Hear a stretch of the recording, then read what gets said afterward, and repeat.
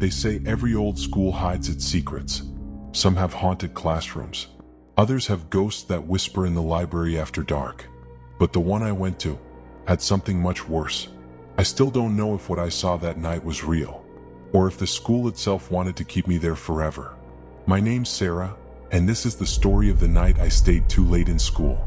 It was late October, a week before Halloween. The school had just finished a big science exhibition. I volunteered to help clean up after everyone left. The janitor, Mr. Harris, said he'd lock up once I was done. Around 7:30 p.m., the corridors were already empty. The sunset had turned the classroom windows blood red. I packed the last of the boxes, turned off the lights, and started heading toward the exit. That's when I heard it. A soft tap, tap, tap coming from down the hallway. I froze. "Mr. Harris?" I called out. No answer. Just the sound of a chair slowly scraping across the floor.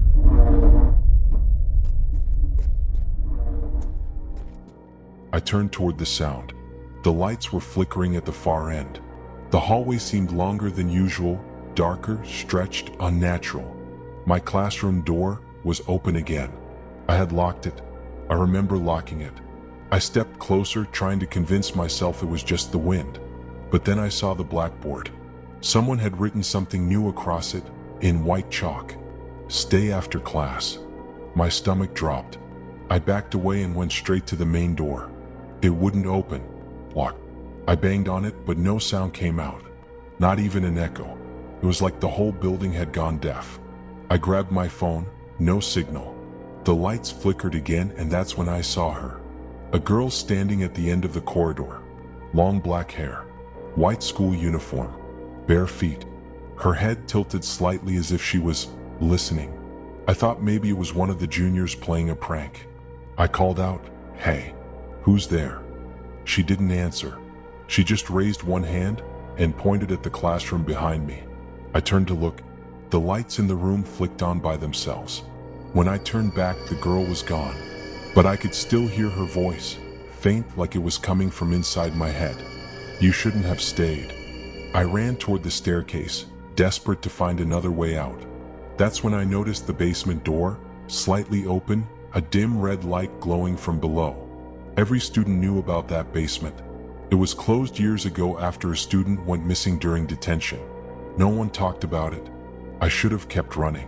But something, curiosity, fear, or maybe whatever controlled that place, made me step inside. The air was cold, thick, and smelled like old books and dust. My flashlight flickered. I saw a desk stacked against the walls, and in the middle, a single chair facing the blackboard. Written in red chalk were the words, "I'm still here." Suddenly, I heard a deep inhale behind me, like someone breathing right at my neck. I turned around. The girl was standing inches from my face.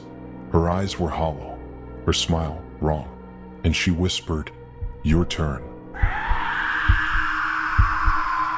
I screamed and ran up the stairs, not daring to look back. The lights were bursting one by one behind me as I ran. The main door was open now. I didn't question it. I just ran into the street, straight into Mr. Harris. He looked at me confused. "Sarah, why are you still here?" "It's morning." I turned around. The sky was bright. The school looked normal again, calm, quiet, untouched. I quit that school the next day.